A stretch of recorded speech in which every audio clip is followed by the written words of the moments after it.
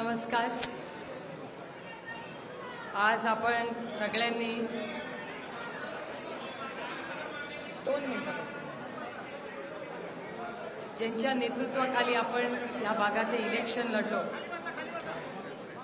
असे सदाबापू सातव, SN बाबू जगताप, जवाहर शेठ, सुभाष अप्पा, संदीप गुजर, सोनू काळे, प्रशांत बोरकर, राजेंद्र निंबाळकर, राजेंद्र जगताप, योगेश सावंत, पूर्णिमाताई, वनिताताई, प्रियांका खारतवडे, इनामदारताई, सुनीताताई, सतीश मामा, व्यासपीठावरील सर्व मान्यवर ज्यांचं भाषण आपण ऐकलं असे युगेन, रोहित आणि या सगळ्या आज जमलेल्या या कार्यक्रमात आमच्या सगळ्यांची ताकद असणाऱ्या आमच्या नंदा वहिनी, मला वाटतं वहिनींसाठी जोरदार आपण सगळ्यांनी टाळ्या वाजवल्या पाहिजे. कारण अतिशय शांतपणे सातत्याने, मी धीर शब्द वापरणार नाही, पण सगळं चांगलंच होतं आणि आपल्याला लढायचं आहे, पण अतिशय सुसंस्कृतपणे लढायचं आहे. हे सातत्य ठेवून मी आवर्जून नंदा वहिनी, शर्मिला वहिनी, शुभांगी वहिनी आणि माझ्या 2 वहिन्या ज्यांनी पुण्यामध्ये काम केलं त्यांच्या पद्धतीने, म्हणजे मृणाल आणि निकोला. आमची निकोला परदेशातली असली तरी ती माझ्यापेक्षा जास्ती मराठी आहे आणि ती मला विचारली, मला पण प्रचार करायचा आहे. म्हणलं तू आपलं फक्त प्रार्थना कर, हाच तुझा प्रचार आहे माझ्यासाठी. पण ह्या सगळ्या वेळी ज्या पद्धतीने हे सगळे इथे उभे राहिले, ही खरंच आपल्या सगळ्यांसाठी एक खूप मोठं यश असं मी म्हणणार नाही, पण जी साथ आपण एकमेकाला या संघर्षाच्या काळात दिली याबद्दल मी तुमच्या सगळ्यांचे सुरुवातीलाच मनपूर्वक आभार मानते. आज इथे खरं तर मी जेव्हा हा जिना चढत होते, मला तो आज दिवस आठवते. मला माहिती नाही हे बोलणं योग्य आहे का अयोग्य, पण सगळंच किती दिवस मनात ठेवायचं. कधीतरी माझं पोट आणि मन मोठं आहे का नाही माहिती नाही, पोट खूप मोठं आहे मला माहिती आहे, पण मला अजून तो दिवस आठवतो. संध्याकाळची वेळ होती, जवाहर शेठनी जबाबदारी घेऊन व्यापाऱ्यांचा मेळावा लावला होता. पहिल्यांदा व्यापाराचा मेळावा कॅन्सल झाला होता, त्याच्यानंतर जवाहर शेठनी पुढाकार घेऊन तो इथे लावला. मला वाटतं सदाबापू तुम्ही सगळ्यांनी जबाबदारी घेऊन तो कार्यक्रम त्या दिवशी इथे लावला होता. मी या जिन्यावरनं आदरणीय पवारसाहेबांच्या मागेच उभे होते. ते व्यासपीठावर आले, त्यांनी एका व्यक्तीच्या समोर हात जोडले आणि विचारलं की मी इथे आलो तर चालेल का. मी तो क्षण माझ्या आयुष्यात कधीही विसरणार. ते ना नाराज होते ना दुखवले होते का नाही मला माहिती नाही, याचं उत्तर माझ्याकडे नाही, कारण का ते दाखवत नाही. पण आपल्यापेक्षा वयाच्या लहान माणसाच्या समोर ते तिथे उभे राहिले, त्यांनी हात जोडले आणि विचारलं परवानगी आहे ना. तो दिवस आणि आजचा दिवस एवढा मोठा अंतर आहे बघा. तो दिवस जेव्हा बारामतीत प्रत्येक जण दडपण होतं त्याच्यावर, आणि आज आपण हे इलेक्शन इथे सगळे एकत्र मिळून साजरे करतो. अशा अनेक आठवणी आहेत, पण ही आठवण इथलीच आहे. त्याच्यामुळे मी इथे आल्यापासून माझ्या मनात सातत्याने तो क्षण माझ्या मनात राहत होता. त्यानंतर अनेक अनुभव झाले. युगेन त्याच्या भाषणात म्हणला बरेच नवीन चेहरे दिसत आहेत असं त्याला वाटलं, म्हणून तो बोलला. पण मला आठवतंय की परवाच्याच दिवशी श्रीनिवास दादा आणि मी आणि माझी बहीण शमा, आम्ही तिघी मोजणीच्या दिवशी एकत्र होतो. आम्ही रोहितही होता, पण रोहित रिपोर्ट घेत होता, आम्ही आपले एकामेकाचा हात धरून बसलो होतो, काय होतंय काय होतंय काय होतंय. तो रोहित सगळं काम करत होता, आम्ही तिघं आपलं नुसतं एकामेकाला धीर द्यायचं काम करत होतो, एवढंच करत होतो. आणि मग इलेक्शनमधल्या गमती जमतीवर चर्चा चालू होती आणि आपला रोहितचा फोन वाजला की आम्ही म्हणायचं अरे बापरे आता काय झालं. मग रोहित म्हणायचा ठीक आहे मी करतोय, आई आत्या उठून बसा, सगळं चांगलं चाललंय. म्हणजे आम्ही आमच्या पोरांना धीर द्यायच्याऐवजी आमची पोरंच आम्हाला धीर देत होती. पण ती सगळी जबाबदारी रोहितवर होती आणि श्रीनिवास बापू, मी आणि शमा असे गप्पा टप्पा करत बसलो होतो. आणि श्रीनिवास दादा म्हणला आठवतो तो दिवस. म्हणलं कुठला रे? म्हणलं आठवतं. मी तालुका सांगणार नाही कुठला, पण एका तालुक्यात आम्ही गेलो होतो आणि बापूंसाठी दरवाजा उघडला आणि बंद केला. आणि ते म्हणले बापू आम्ही हात जोडून विनंती करतो पण तुम्ही आमच्याकडे येऊ नका. आणि त्यांनी त्याच्या तोंडावर दरवाजा बंद केला. आणि त्याला इतकं दुःख झालं की ज्यांच्याबरोबर जन्मापासून आपण आयुष्य घालवलं, असं काय घडलंय की तुम्ही माझ्या तोंडावर दरवाजा बंद करताय? म्हणजे माझी तर काही चूक नाही, मी आपलं तुमच्याशी बोलणं करायला आलोय. आणि तोंड म्हणजे जे संबंध 60 वर्ष आपण जपलेले आहेत त्या माणसानी तो दरवाजा बंद केला. आणि त्याला इतकं भरून आलं परवा. तो म्हणला सुप्रिया त्या माणसांनी दरवाजा कदाचित भीतीमुळे बंद केला पण मतपेटीमध्ये डबल त्यांनी मतदान तिथे केलं. पण त्याचं दुःख आम्हाला राहील, कारण माझी कधीच इच्छा नव्हती कुठल्याही नात्यामध्ये एका इलेक्शनसाठी एवढी कटुता येईल. आणि मी आज सकाळी सदाबापूंच्या घरी गेले होते आणि खरं तर मनापासून सगळ्यात दिलगिरी मी सातव कुटुंबाची मागणी. कारण का ते कुटुंब का भरडलं गेलं ह्याचं उत्तर माझ्याकडे आजही नाही. मी पण एक आई आहे, मी पण एक मुलगी आहे. ते कुटुंब कशातून गेलं हे मी फार जवळून पाहिलेलं आहे. त्या आईच्या डोळ्यात ते दपदपते अश्रू तिने कधी बाहेर येऊ दिले नाही, पण एक आई म्हणून मी ते अनेक वेळा या इलेक्शनमध्ये पाहिलेले. बापूंनी पण ज्या पद्धतीने बापू खंबीरपणे पवार साहेबांबरोबर उभे राहिले. आणि हा संघर्ष कशासाठी? नेहमी लोक मला विचारतात ही लढाई तुमच्या, म्हटलं आमच्या घरातली लढाईच नव्हती ही आमच्यासाठी एक वैचारिक लढाई होती. माझी लढाई कुणाविरोधात होती? जे आपल्या दुधाला भाव देत नाही त्यांच्या विरोधात आपली लढाई. जे आपल्याला कारखान्याला व्यवस्थितपणे ऊस वेळेवर नेत नाही, पैसे देत नाही त्यांच्या विरोधात आपली लढाई. जे आपल्याला हमी भाव देत नाहीत त्यांच्यामुळे आज बारामती लोकसभा मतदारसंघात हिंजवडी सारखी जागा जिथे IT पार्क आला, आदरणीय पवारसाहेब मुख्यमंत्री असताना 6 लाख लोकांना तिथे नोकऱ्या मिळतात, तिथे आज 35 ते 40 कंपन्या आज हिंजवडी सोडून दुसऱ्या राज्यात चालल्यात. कालच पुण्यामध्ये जिथे अनेक वर्ष रोहितच्या सासऱ्यांनी फार चांगलं काम केलं, सतीश दादा मगर यांनी मराठा चेंबर ऑफ कॉमर्सनी आणि आदरणीय पवार साहेबांना विनंती केली आम्ही सगळ्यांनी मिळून की तुम्ही एक मीटिंग तातडीने पुणे जिल्ह्यात घ्या की सातत्याने पुणे जिल्ह्यातल्या लाखो नोकऱ्या दुसऱ्या राज्यात का जात आहेत याचं एक कारण सांगतं की प्रशासन आम्हाला मदत करत नाही. हे मी आरोप करत नाहीये, ही मराठा चेंबर ऑफ कॉमर्सची नोट आहे. 35 ते 40 कंपन्या सोडून जात आहेत, कोण याला जबाबदार आहे? आणि अर्थातच स्थानिक खासदार म्हणून मी आणि संग्रामदादा थोपटे तिथले आमदार आहेत, संग्रामदादांनी अनेक वेळा त्याचा फॉलोअप सरकारशी घेतलेला आहे की तुम्ही सरकारात तुम्ही डायलॉग करा त्यांच्याशी. पण आता पुढच्या आठवड्यामध्ये आदरणीय पवारसाहेब, मराठा चेंबर ऑफ कॉमर्स आणि माझे काका प्रताप पवार हे सगळे मिळून ह्या सगळ्या त्या मोठ्या कंपनीच्या अध्यक्षांना आम्ही कॉन्टॅक्ट केलेला आहे आणि आम्ही त्यांना अतिशय विनम्रपणे विनंती करतोय की महाराष्ट्रात तुम्हाला जे काही लागेल आम्ही ताकदीने तुमच्याबरोबर उभं राहू, जे करायचे ते करू, पण एकानेही महाराष्ट्रात कंपनी सोडायची नाही.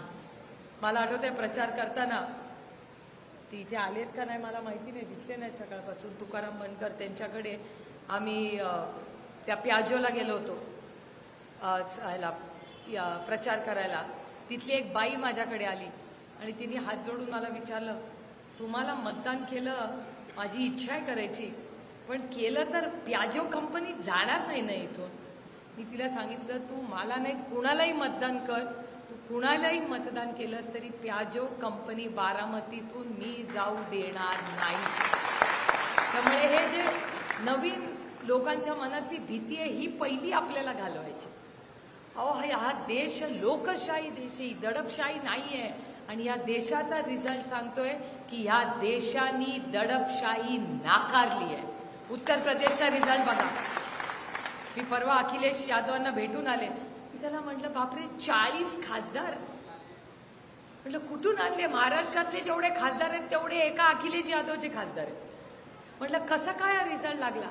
म्हटलं सुप्रिया यांना समजलंच नाही लोकांचं दुःख. शेतकऱ्यांवर लाठीचार्ज कर, हमी भाव देऊ नको, नवीन पिढीला रोजगार नाही, शिक्षण परवडत नाही, सुशिक्षित बेरोजगारी आणि महागाई. ह्या विषयांवर कोणी बोललंच नाही आणि सातत्याने भीती भीती भीती जी त्यांनी उत्तर प्रदेशमध्येही करण्याचा प्रयत्न केला. आणि विचार करा, ते अयोध्येमध्येही इलेक्शन हारलेले आहेत, याचा विचार करा.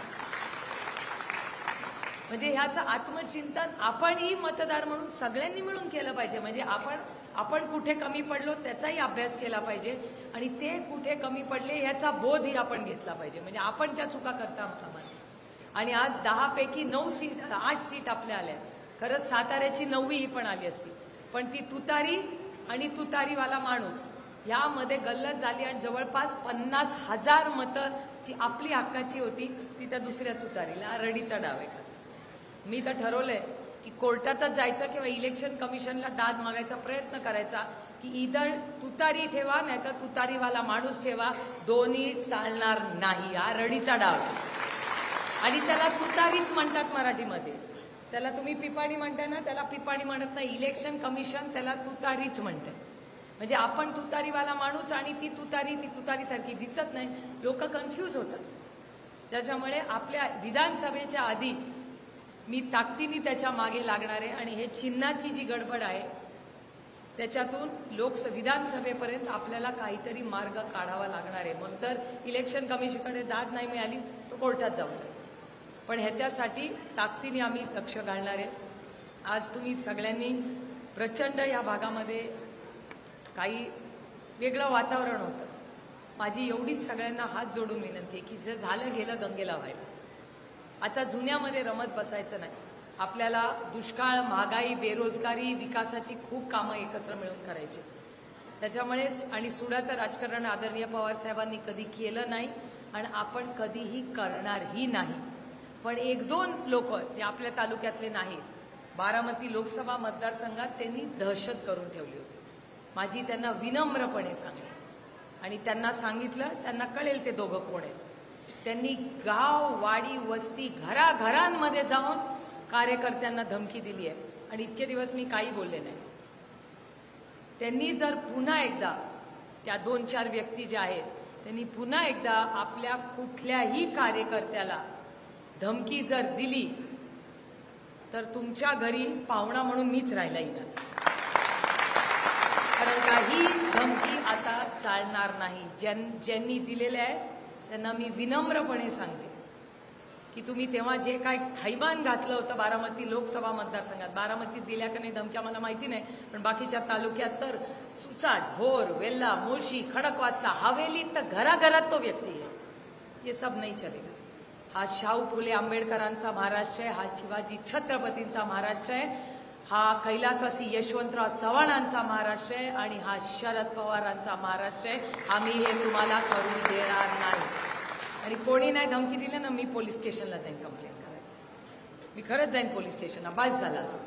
आता इलेक्शन होतं त्याच्यामुळे मला काही विषय वाढवायचे नव्हते, पण माझी विनम्र विनंती आहे की एकदा केलं, आता विधानसभेत परत ते तसला चालणार नाही आणि करूही नये अशी माझी त्यांना विनंती. कारण का असलं गलिच्छ राजकारण कधी आम्ही केलं नाही आणि आम्ही कधी करणारही नाही. आम्ही संविधानाच्या चौकटीतच राहणारी लोक आहोत आणि त्या चौकटीचा मान सन्मान करून भारतरत्न डॉक्टर बाबासाहेब आंबेडकरांनी जो समान अधिकार आपल्याला सगळ्यांना दिलाय त्या अधिकाराचं पालन आपण करू. आज रोहित आणि मी आणि सगळे व्यासपीठावरचे पदाधिकारी आम्ही पाण्याचा जो प्रश्न आहे त्या भागात जाणार आहे.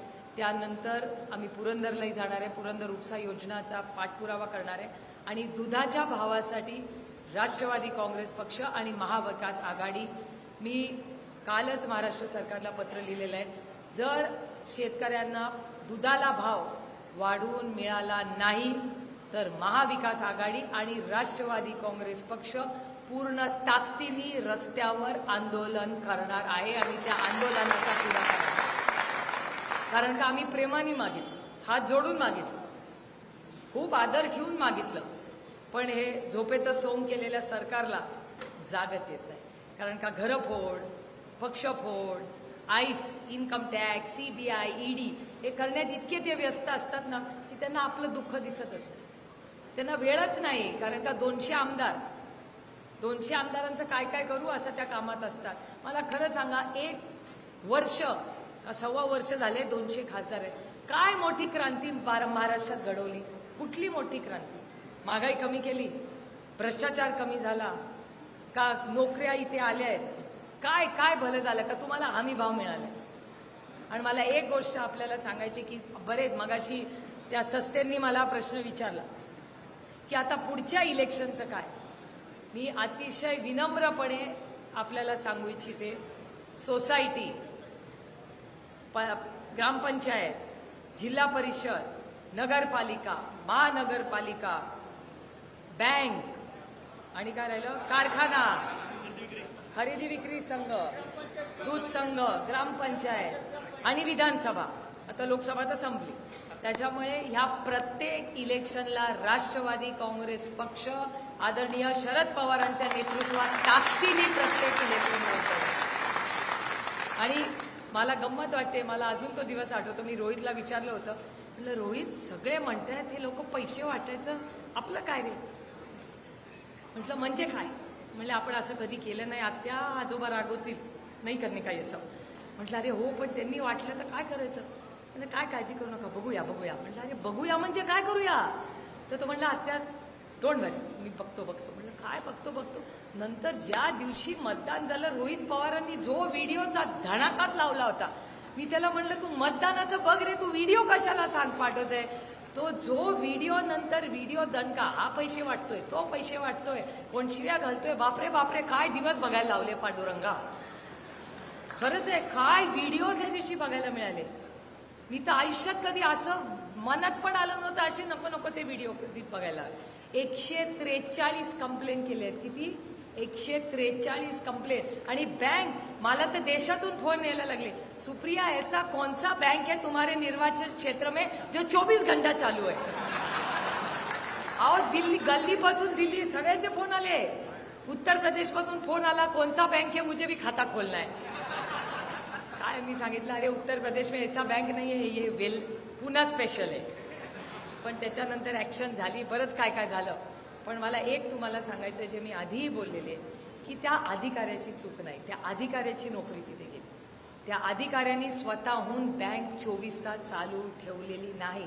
माझं स्वतःचं मत आहे की अधिकाऱ्याला ज्यांनी बँक उघडी ठेवायला सांगितली त्याच्यावर कारवाई झाली आहे, गरीब माणसावर अन्याय करून. त्यामुळे आता सगळं प्रोसेस संपलेलं आहे. मी पीडीसीसी बँकेच्या चेअरमनला पत्र लिहिणार आहे की अतिशय विनम्रपणे की बाबा तुम्ही इन्क्वायरी लावा पारदर्शक पद्धतीने की कोणी ऑर्डर दिली बँक उघडायची, गरीब माणसावर अन्याय करू नका.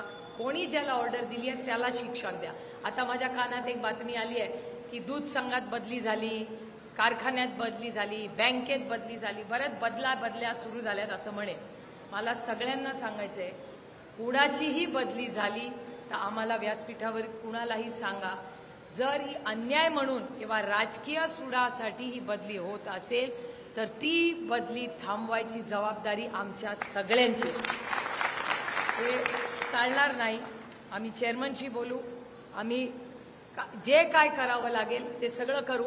आणि काय नाही झालं तर माझे सगळ्यात जवळचे मित्र म्हणजे माझे सगळे वकील आहेत, त्यांना भेटल्याशिवाय माझा दिवसच संपत नाही. त्याच्यामुळे वेळ पडली तर कोर्टात जाऊ. आता युगेन आणि मी येताना, रोहित तू विचारलंस त्याला की आता कुस्तीचं काय, तर तो मला आता गाडीतच गोड बातमी दिली आहे की त्याला काढण्यात आलेलं आहे. आता त्याला काढता येतं का नाही मला माहिती नाही, नियम कायदे काय तिथं कॉन्स्टिट्यूशन आहे मला माहिती नाही. त्याच्यामुळे आता काय नाही, आता बघूया पुढे काय, म्हणजे अन्याय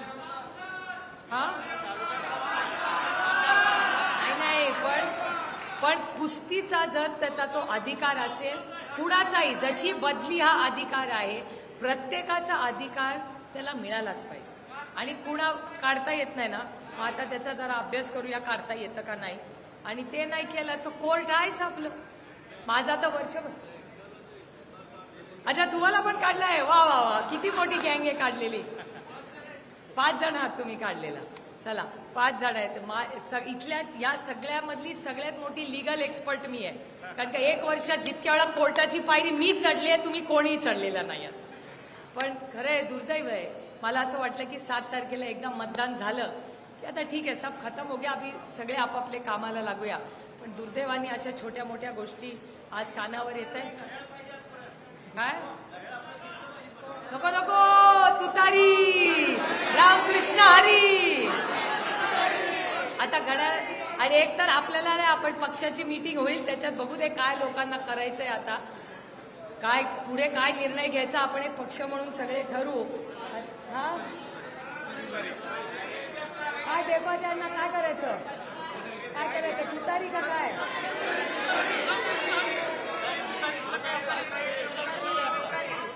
एक मिनिट जरी तुमची इच्छा असेल तुतारी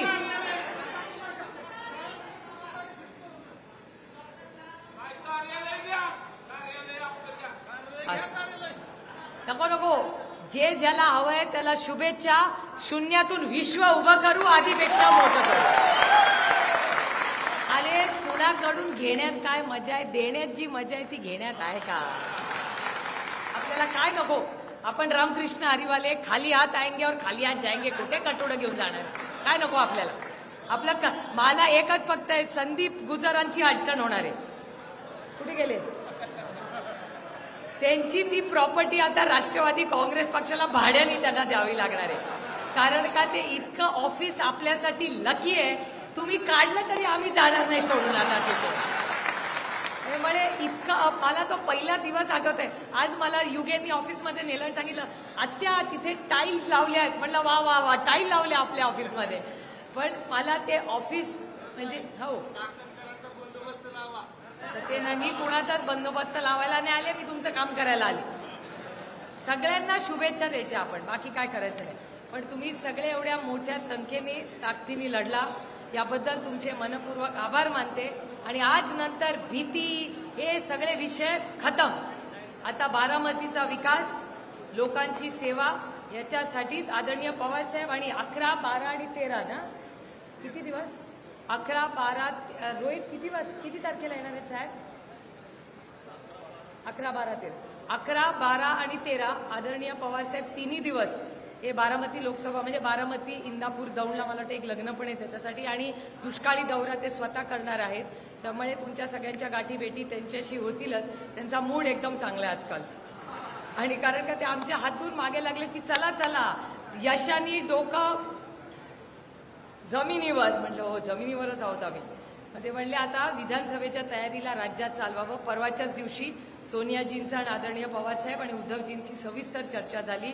त्यामुळे यशातून फार वाहत जायचं नाही. लोकांनी हा विश्वास आशीर्वाद दिलाय. त्याच्यामुळे एकदम ग्राउंड पे रहने का. आणि आपण सगळ्यांनी विधानसभा आणि जर आपला ह्याचा भवानीनगरचा कारखाना त्याच्या आधी लागला तर त्या इलेक्शनच्या तयारीला सगळे लागूया. पुन्हा एकदा अतिशय विनम्रपणे तुमच्या सगळ्यांचे मनपूर्वक आभार मानून आपली रजा घेते. जय हिंद, जय महाराष्ट्र, जय आघाडी, रामकृष्ण हरी.